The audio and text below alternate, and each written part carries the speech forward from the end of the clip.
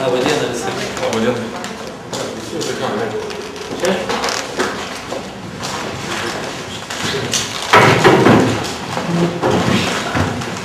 Yra gražu, kad miestas tiek pakankamai rimtai investuoja į bazių plėtrą, nes realiai tai, ką matėm, tai bendrai Lietuvos mastu paėmus yra tikrai neblogi pasikeitimai. Aišku, visą laiką norėtųsi, kad tai būtų daug daugiau, geriau ir panašiai, bet turime, mano manymu, vieną jaukesnių stadionų Lietuvoje, tai Šiaulių stadioną. Aišku, gaila, kad tie darbai, kuriuos galima buvo padaryti, bet dėl būtent tos sunkmečio pasikeitų situacijai nebuvo įgyvendinti ir mes negalėjom, kad nacionalinė rinktinė žaistų Šiauliuose, tačiau kalbėjom, kad bent jau jaunimo rinktinė tikrai galės čia žaisti ir mes planuojam tarptautinės rungtynės čia. Manom, kad tikrai tam stadionui netiek ir daug trūksta, kad jisai taptų labai jaukus ir dabar tik tai klausimas, tada tas įmanoma yra padaryti.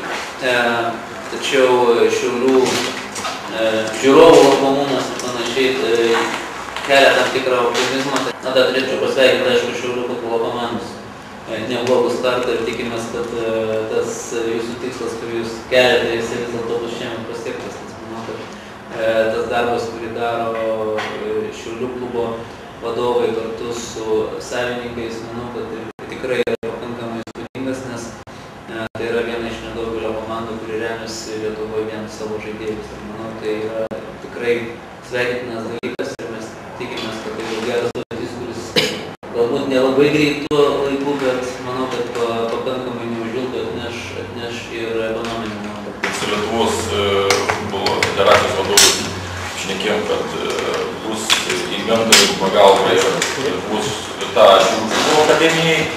Taip pat Lietuvos futbolo federacijos vadovai pažadėjo Šiauliam naujos kartos dirbtiną dangą. Ploto dar nesam numatę, kaip sakyti, tai vat su meru kalbėjom, kad vis dėlto Šiauliai turim apsispręsti, kur norėtumėm Lietuvos futbolo federacijos gautą dangą Šiauliuose parduoti. Tai, kaip sakyti, tas projektas, aš galvoju, kad ateitys turėtų būti didelė. Taip pat buvo diskusijų daug ir apie futbolo maniežą Šiauliuose, bet vis dėlto sunkmetis, finansinis sunkmetis, gal šios planus atidėkime. Jo, apskrities čempionatai, jeigu žinote, startuos 16 komandų. Susidomėjimas be abejo irgi didžiulis. Ir vėl susidurėm su aikščių problema. Galbūt galima būtų šiais metais pabrėžti, kad antras stadionas pagal kokybę yra Kairių stadionas. Kairių stadionas yra perduotas savininkams.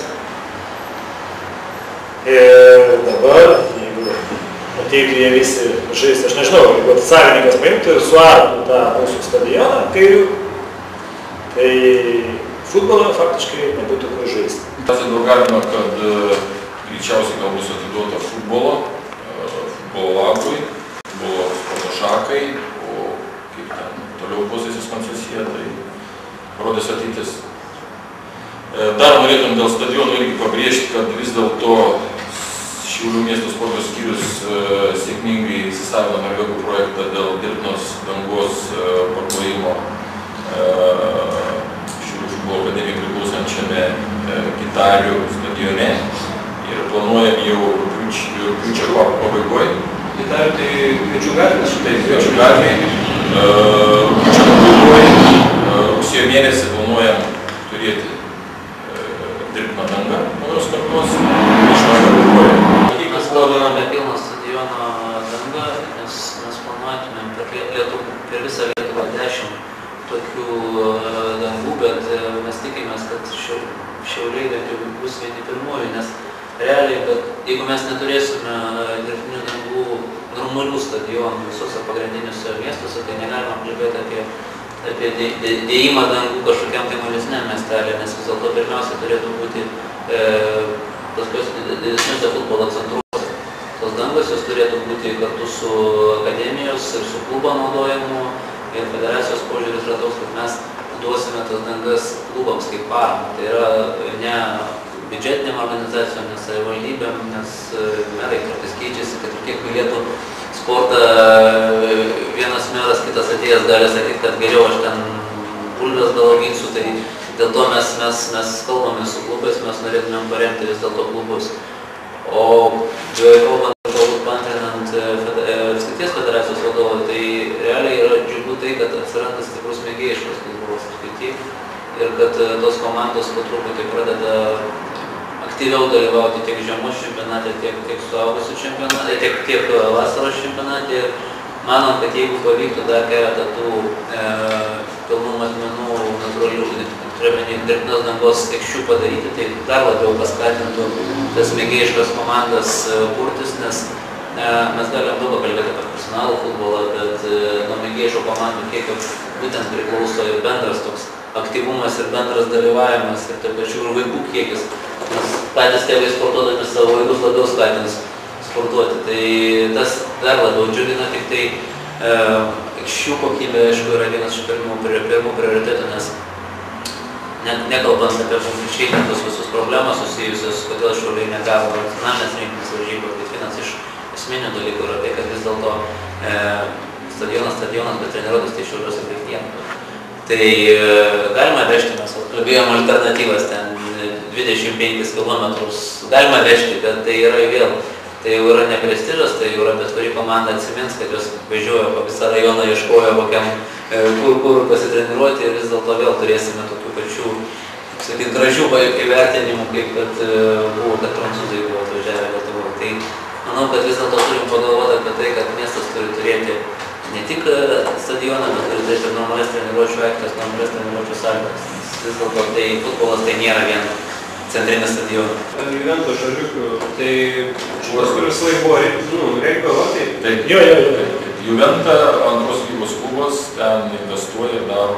Stadionus iš tikrųjų dar reikia žiūrėti į ypatingai brangų, sudėtingą inžinerinį stadioną. Kažkoks taip buvo susidaręs stereotipas nuo tarybinių laikų, kad stadionas tai yra aikštė, kažkokia tai pieva, vardai pastatyti ir viskas. Dabar mes matom, kad kalbam apie tokias pinigų sumas, tai iš tikrųjų tai yra daug. Ir jos turi būti padarytas, jos turi būti aptvertos, turi būti padaryta visa infrastruktūra, apšviestas, ypač mūsų klimatiniam sąlygom. Ir tikrai mes prašysim, Denisas irgi esi kaip kuruojantis visus tos reikalus sportą, tai tikrai pramušinėti tos apšvietimas, aptverimas, nusirengimo kambarį, dušas. Tai yra viskas futbolas, labai gerai pasakė Lietuvos rinktinės treneris.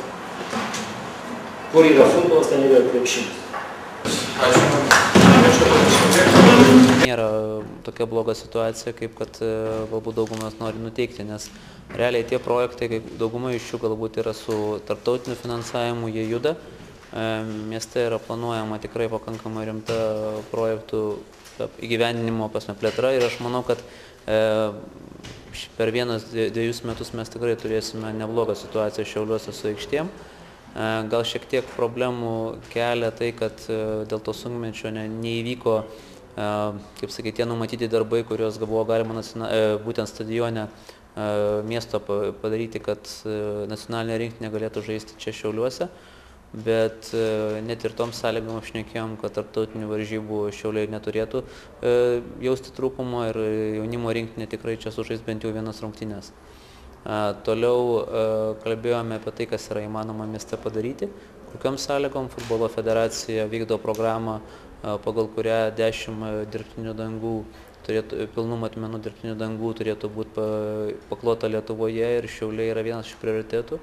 Mes pasakėm, kad jūsų yra sprendimo klausimas, kur jūs ją norite dėti ir jūs turite pakankamai aiškiai apsispręsti, tada pasakyti ir mes esam pasiruošę labai greitai sureaguoti. Tai miesto valdžia pasiliko spręsti šitą klausimą. Sutarėm lygiai taip pat, kad pradedam darbus ir analizuojam maniežo klausimą, net ir dabartinių sunkmečių. Vis dėlto be futbolo maniežo yra labai sunku vaikus pritraukti į stadionus, į treniruotis futbolą, nes turim pavyzdį, kad Kaune pastačius maniežą vaikų sportuojančių skaičius išaugo 3x.